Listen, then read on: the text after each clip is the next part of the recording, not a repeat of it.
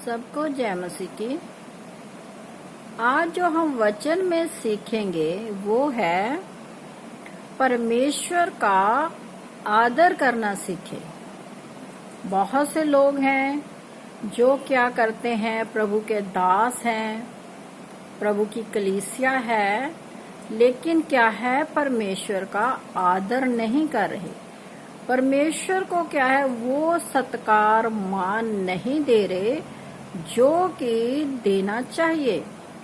वो क्या करें, परमेश्वर के वचनों को क्या है, ठट्ठों में उड़ा रहे हैं।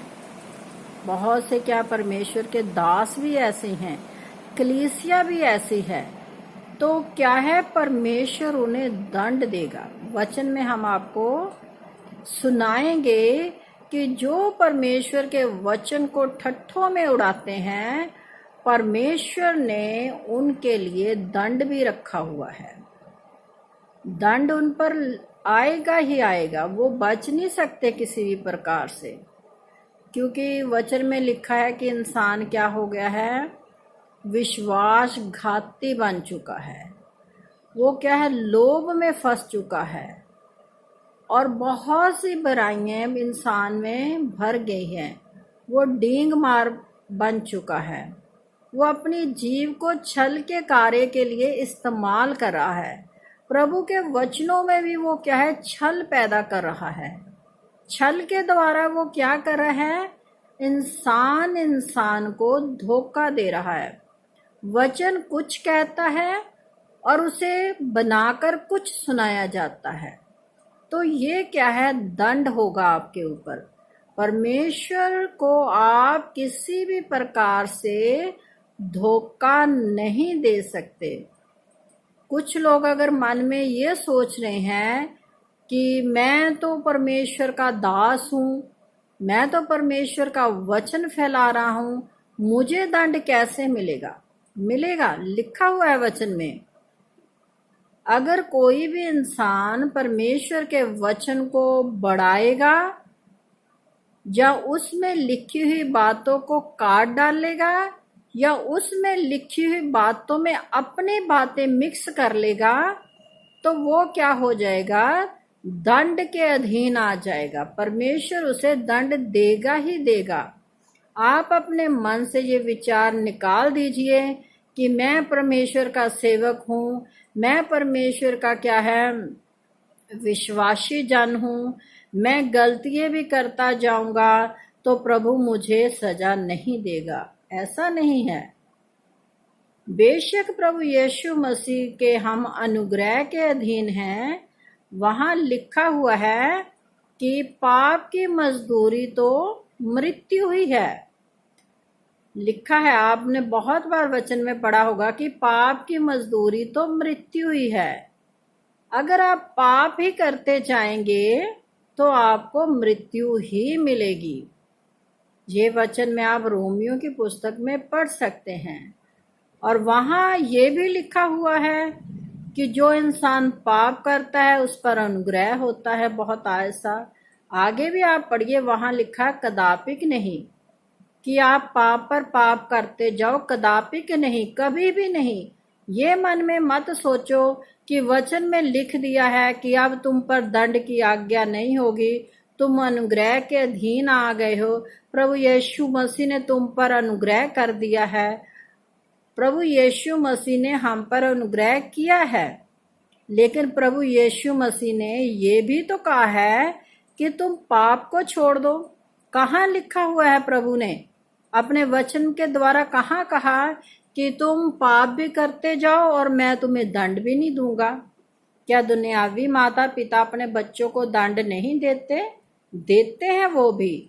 जब हमारे बच्चे कभी गुनाह पाप करते हैं या हमारी आज्ञाओं के अनुसार नहीं चलते, तो जब हम दुनियावी माता पिता होकर अपने बच्चों को दंड देते हैं, तो वो परमेश्वर जिसने हमें ये जीवन श्वास दी है, वो हमारी जरूरतों को पूरा कर रहा है, सब कुछ हमें दे रहा है, तो वो क्या हमें दंड नहीं देगा जब हम उसके वचन को उलट पुलट करके लोगों को सुनाएंगे। तो ये वचन उन सब विश्वासियों के लिए है, उन प्रभु के दासों के लिए है, याजकों के लिए है, जो अपने आप को याजक बनाकर बैठे हुए हैं, भविष्यवक्ता कहला रहे हैं अपने आप को, और करते क्या है, परमेश्वर के वचन में मिलावट। तो आज हम आपको मलाकी नबी की पुस्तक है, जो हजारों वर्ष पहले ही मलाकी नबी ने लिख दी थी कि लोग क्या करते हैं, परमेश्वर के याजक क्या कर रहे हैं। तो उनको ये क्या है बता रहे हैं, पुत्र पिता का और दास स्वामी का आदर करता है। वहां लिखा है कि जो पुत्र है वो पिता का आदर करता है। जैसे हमारे बच्चे हैं, वो अपने माँ बाप का आदर मान सत्कार करते हैं। लिखा है कि पुत्र पिता का और दास, दास किसे कहा गया है, जो हम किसी को भी अपने घर के कार्य के लिए या अपनी फैक्ट्री में या किसी भी प्रकार के लिए कार्य में रख लेते हैं तो वो दास बन जाता है। तो वो कहता है कि पुत्र तो पिता का आदर करता है और दास अपने स्वामी का आदर कर रहा है। परमेश्वर कहता है कि मेरा आदर कहाँ है। आपने दुनियावी बात सीख ली कि पुत्र पिता का आदर कर रहा है, दास स्वामी का आदर कर रहा है, और परमेश्वर कह रहा है कि मेरा आदर कहाँ है। मैं तो तुम्हें सब कुछ दे रहा हूं और तुम मेरा ही आदर नहीं कर रहे हो। यदि मैं पिता हूं तो मेरा आदर कहाँ रहा। बहुत से प्रभु के दास ये कहते कि हमारा पिता प्रभु यीशु मसीह है। वचन में लिखा गया है कि यदि मैं पिता हूं तो मेरा आदर कहाँ है। आप परमेश्वर को अपना पिता मान रहे हो और उसकी आज्ञा को तो आप मान ही नहीं रहे हो। तो परमेश्वर कह रहा है कि मेरा आदर कहाँ है। दुनियावी माता पिता का आप आदर कर रहे हो, स्वामी दास जो है स्वामी का आदर कर रहा है। मैं तुम्हारा पिता हूं, मेरा आदर कहाँ है। वो सबसे सवाल कर रहा है, मुझसे, आपसे, अपनी कलीसिया से, अपने दासों से, अपने नबियों से, सबसे बात कर रहा है प्रभु का वचन कि मेरा आदर कहाँ है। दुनियावी रिश्तों में जैसे हम एक दूसरे का आदर मान करते हैं, तो परमेश्वर का आदर हम कहाँ करते हैं। परमेश्वर से तो हम डरते ही नहीं हैं। जब हम गुनाह पाप करते हैं तो क्या उस समय हमें डर नहीं लगता कि परमेश्वर हमें देख रहा है।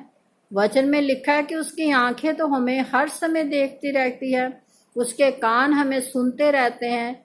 जब आप गुनाह कर रहे हो, पाप कर रहे हो, परमेश्वर के वचन को उलट पुलट करके लोगों को सुना रहे हो, उस समय आप नहीं डर रहे कि जो वचन आप सुना रहे हो, मिलावट करके सुना रहे हो, वचन को तोड़ मड़ोड़ रहे हो, वचन को अपने अंदाज से आप लोगों को सुना रहे हो, उसमें बहुत सी कहानियां मिक्स करते जा रहे हो झूठी।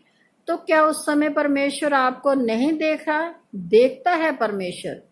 आप लोगों को धोखा दे सकते हो, परमेश्वर को धोखा कभी नहीं दे सकते आप। तो वहां लिखा हुआ है, और यदि मैं स्वामी हूं तो मेरा भय मानना कहाँ। परमेश्वर पहले कहता है कि मैं पिता हूं तो मेरा आदर नहीं करते। अगर आप मुझे स्वामी मानते हो तो मेरा आदर मानना कहाँ रहा। आदर तो आप परमेश्वर का कर ही नहीं रहे। आपने तो परमेश्वर के वचन को बिजनेस बना रखा हुआ है। आप परमेश्वर से डरते ही नहीं हो। तो परमेश्वर कह रहा है कि मेरा आदर कहाँ है। आगे सुनिए, सेनाओं का यहोवा तुम जाचकों से भी जो मेरे नाम का अपमान करते हो यही बात पूछता है। तो यहाँ लिखा है, साफ साफ आपने वचन में सुन लिया कि परमेश्वर तुम जाजकों से ये एक सवाल कर रहा है कि याजकों से जो मेरे नाम का अपमान कर रहे हो। आप क्या कर रहे हो? परमेश्वर के नाम का अपमान ही कर रहे हो।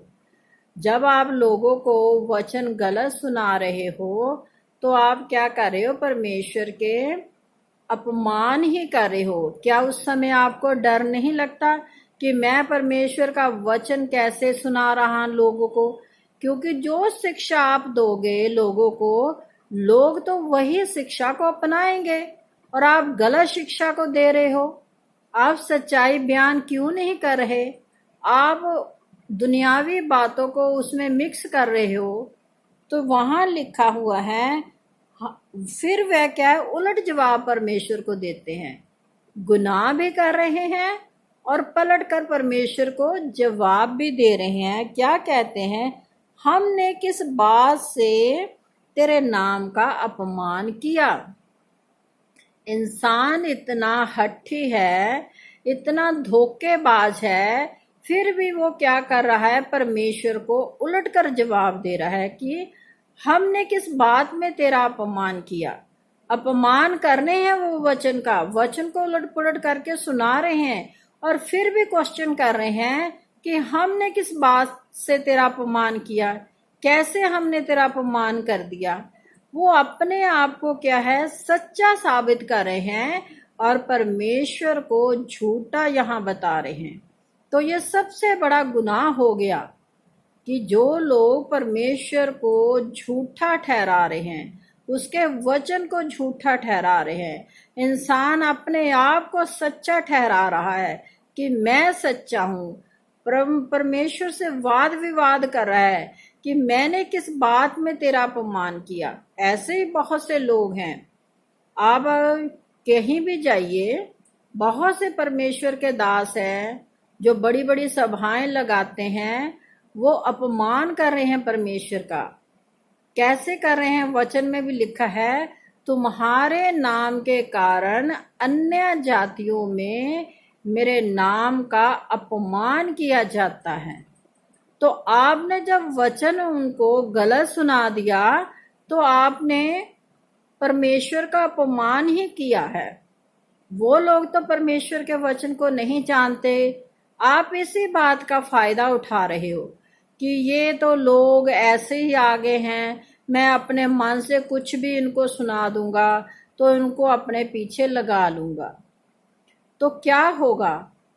जैसे वचन में लिखा है कि ये जो प्रभु यीशु मसीह जब इस धरती पे थे, तो जब उन्होंने फरीसियों को डांटा था, जब फरीसी जो लोग थे उस समय भी ऐसे ही कार्य कर रहे थे, तो प्रभु यीशु मसीह ने क्या किया था? उन लोगों को डांटा था कि तुम क्या करते हो कि स्वर्ग राज्य में ना तो खुद प्रवेश करते हो और ना दूसरों को प्रवेश करने देते हो। क्योंकि वचन तुम्हारे पास है प्रभु का और आप उलट सुना रहे हो। आपने खुद भी प्रवेश नहीं किया और लोगों को भी प्रवेश करने नहीं दे रहे। ये प्रभु यीशु मसीह ने खुद कहा था उस समय लोगों को कि तुम स्वर्ग राज्य में ना तो खुद प्रवेश करते हो और ना दूसरों को प्रवेश करने देते हो। क्या करते हो? आप उनके जीवन को दुगना नरकीय बना देते हो। आप तो खुद नरक में जाओगे ही जाओगे और उन लोगों को जो परमेश्वर का सच्चा वचन सुनने के लिए आपके पास आ रहे हैं, उनको परमेश्वर के वचन का ज्ञान नहीं है। आप ज्ञान की बातों को उलट पुलट कर सुना रहे हो, तो क्या है? आप उनके जीवन को भी नरकीय बना रहे हो। तो क्या परमेश्वर आपको दंड नहीं देगा? अवश्य देगा परमेश्वर आपको दंड। इसीलिए वचन में लिखा है कि सावधान रहो। वचन में लिखा हुआ है कि सावधान रहो, धरती पर बहुत से झूठे भविष्यद्वक्ता उत्पन्न हो जाएंगे। लिखा हुआ है कि धरती के ऊपर बहुत से झूठे भविष्यद्वक्ता उत्पन्न हो जाएंगे जो परमेश्वर के वचन को उलट पुलट करके सुनाएंगे लोगों को और बहुतों के मन को भी भरवा देंगे। बहुत से लोग क्या करते हैं कि परमेश्वर के वचन में क्या करते हैं? मिलावट करते हैं। तो परमेश्वर उनको वचन के द्वारा क्या है? ताड़ना भी देते हैं। ऐसा नहीं है कि परमेश्वर, तो वहां लिखा है, हम इसको पढ़कर ही सुना देते हैं, झूठे भविष्यद्वक्ताओं से सावधान रहो। जो भेड़ों के भेष में तुम्हारे पास आते हैं, परंतु अंतर में वे फाड़ने वाले भेड़िए हैं। वो क्या करें? भेड़ों के समान, जैसे भेड़ होती है, भोली होती है, वो भोले बनकर आपके पास आ रहे हैं।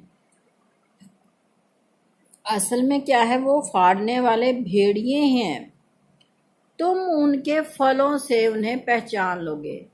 उनके फलों से कैसे आप पहचान लोगे? कि वो आपको बहुत सा लोभ लालच देंगे कि प्रभु के पास आ जाओ, तुम्हें गाड़ी मिलेगी। प्रभु के पास आ जाओ, तुम्हारा वीजा लग जाएगा। प्रभु के पास आ जाओ, तुम्हें प्लाट मिल जाएंगे। प्रभु के पास आ जाओ, तुम्हें ये मिल जाएगा, वो मिल जाएगा। कहने का भाव है कि झूठी बातें गढ़ गढ़ कर परमेश्वर के वचन में मिलावट कर रहे हैं। वचन में आप पढ़िए, पूरी बाइबल में कहीं भी एक शब्द नहीं लिखा गया कि परमेश्वर तुम्हें कार देगा या दुनियावी चीजें जो हैं वो तुम्हें सब देगा। देता है परमेश्वर, लेकिन किसके द्वारा देगा? विश्वास के द्वारा। जब आप विश्वास से मांगोगे, वचन में लिखा है कि विश्वास से मांगने वाले को सब कुछ मिलता है। अगर आप परमेश्वर के वचनों पर विश्वास करोगे तब मिलेगा। ये नहीं कि आप झूठा लोगों को दिलासा दो कि आ जाओ जी, आप चर्च में आ जाओ, आप इतने दिन चर्च में आ जाओ तो आपको जीवन बदल जाएगा। वो लोग करते क्या है? बातें सुन सुनकर आ जाते हैं, लेकिन बाहर जाकर जब उनके जीवन में कोई कार्य नहीं होता तो वही लोग क्या है? परमेश्वर के नाम को ठट्ठों में उड़ाते हैं। तो इसलिए भीड़ इकट्ठा करने से अच्छा है कि आप थोड़े से लोगों को अच्छी कलीसिया बनाकर परमेश्वर को भेंट चढ़ाइए। हमने एक बार वचन का वीडियो बनाया था कि परमेश्वर को भेड़ पसंद है, बकरियां नहीं। परमेश्वर को अच्छी भेंट चढ़ाइए आप, विश्वास में जो पुख्ता हो, विश्वास में जो पक्के हो। ये नहीं कि लोग लालच करके आ जाएं और फिर से वही अपने देवी देवताओं को पूजने लग जाएं। आप उनसे कहो ही ना कि ये तुम्हारे लिए अच्छा नहीं है। वो लोग करते ही ऐसा है, संडे को चर्च भी आ जाएंगे और चर्च से बाहर निकलते ही फिर से अपने दुनियावी जीवन को भी जीने लग जाते हैं। जो इंसान जिसको पूछता है उसी की फिर से उपासना करने लग जाता है। तो फिर आपको इतनी भीड़ इकट्ठा करने का क्या फायदा? इस कारण आप क्या है? दोषी ठहरोगे। इसीलिए वचन में लिखा है कि मेरे नाम को तुम बदनाम कर रहे हो। तो हमने परमेश्वर के नाम को बदनाम नहीं करना। जो सही शिक्षा है, सही मायनों की शिक्षा जो वचन है, वो सुनाइए। जब वचन, हम बहुत बार कहते हैं कि परमेश्वर हमारे जीवन में वचनों को कार्य करने देता है। आप परमेश्वर के वचन को कार्य करने दीजिए, आप उनको विश्वासी बनाइए। परमेश्वर अपने आप उनको सब कुछ दे देगा। आपको क्या कहने की जरूरत है कि आ जाओ, ये ले लो, वो ले लो। आप तो एक किस्म का बिजनेस कर रहे हो। जैसे कोई दुकानदार बैठ जाता है दुकान खोलकर, उसके पास हजारों किस्म के क्या है वस्तुएं पड़ी रहती है, तो वो लोग क्या करते हैं? जैसे हम सब बाजार जाते हैं, जो हमें चाहिए होता है हम पैसे देते हैं, उनको खरीद कर अपने घर ले आते हैं। तो आपने भी परमेश्वर के वचन को क्या कर दिया है? बिजनेस बना दिया है। आजो ये ले जो, आपके लिए ये हो जाएगा, आजो ये ले जो, आपको ये मिल जाएगा। ऐसा नहीं है। परमेश्वर के नाम को आदर करना सीखिए, परमेश्वर का आदर करना सीखिए। वो सेनाओं का यहोवा है, वो अनंत काल का पिता है, वो धरती और आसमान को बनाने वाला खुदा है, जिसने आपको बनाया, मुझे बनाया, सारी सृष्टि को उसने बनाया। उस बनाने वाले की जब आप कदर नहीं कर रहे तो आपकी कदर कौन करेगा? लोग पहचान जाते हैं, ये नहीं कि लोग पहचानते नहीं हैं। तो आप अपने जीवन को ऐसा बनाइए कि परमेश्वर आपके जीवन को देखकर खुश हो जाए, बिना मांगे आपको दे। वचन में लिखा है कि मैं तो तेरे मांगने से पहले जानता हूं कि तुम्हें किस किस चीज की आवश्यकता है। हमारा प्रभु यीशु तो पहले ही जानता है कि मेरे बेटे बेटी को कौन सी चीज की जरूरत है, तो वो दे देता है। तो जब प्रभु दे ही रहा है तो आप फिर ऐसी प्रार्थना करते क्यों हो? सभाओं में आ जाओ जी, कार ले जाओ, आ जाओ जी, प्लॉट ले जाओ, आ जाओ जी, ये ले जाओ, आ जाओ जी, वो ले जाओ। ऐसा कुछ नहीं होता। परमेश्वर का वचन सिखाइए लोगों को, अपने आप परमेश्वर उन्हें देगा। उन्हें एक ऐसी सच्ची कलीसिया बनाइए कि ना तो आपको उनके लिए प्रार्थना करनी पड़े, उन्हें प्रार्थना करने वाला योद्धा बनाइए। तो प्रार्थना करने वाला योद्धा कैसा होता है, ये भी हम आपको वीडियो में सुनाएंगे कि प्रभु कैसे योद्धाओं को चाहता है, परमेश्वर कैसे योद्धाओं को चाहता है जो उसकी कलीसिया को तैयार करे एक ऐसी लड़ाई के लिए। जो हमारी लड़ाई किससे है? शैतान से है। आप परमेश्वर की कलीसिया को अच्छा योद्धा बनाइए, ना कि बकरियां बनाइए। उन्हें आप भेड़ बनाइए। तो इसलिए मेरी सभी बहन भाइयों से यही गुजारिश हमेशा रहती है कि जब भी कोई भी परमेश्वर का दास दासी कोई भी हो जो वचन आपको सुनाए, उसे पवित्र शास्त्र बाइबल में जरूर पढ़े कि जो उस दास ने आपको सुनाया है क्या वो सत्य है, क्या परमेश्वर ने वहां पर ऐसा ही लिखा हुआ है। इससे क्या होगा, आप वचन को अपनी आंखों से पढ़ेंगे, अपनी जुबान से बोलेंगे, आपके दिमाग में वो जाएगा। परमेश्वर वो वचन क्या है, जब आप जीव के द्वारा बोलोगे तो वो जीव के द्वारा आपके जीवन में कार्य भी करेगा। क्योंकि हम अपनी जीव से ही परमेश्वर को धन्यवाद करते हैं, हम अपनी जीव से ही परमेश्वर की हमदो सना स्तुति करते हैं, और अपनी जीव के द्वारा ही हम क्या करते हैं, वचन को भी पढ़ते हैं। तो वचन क्या है, जिंदा है। हम हमेशा बताते हैं कि प्रभु के जितने भी कहे वचन हैं वो सब क्या है, जिंदा हैं। और आप देखिए कि जिंदा इंसान ही कार्य करता है, मरा हुआ इंसान कभी कोई कार्य नहीं कर सकता। इसलिए परमेश्वर के वचनों के अनुसार चलिए। तो सबको जय मसीह की। अगर आपको ये मेरा वचन का वीडियो अच्छा लगता है तो आप इसे लाइक कीजिए, शेयर कीजिए।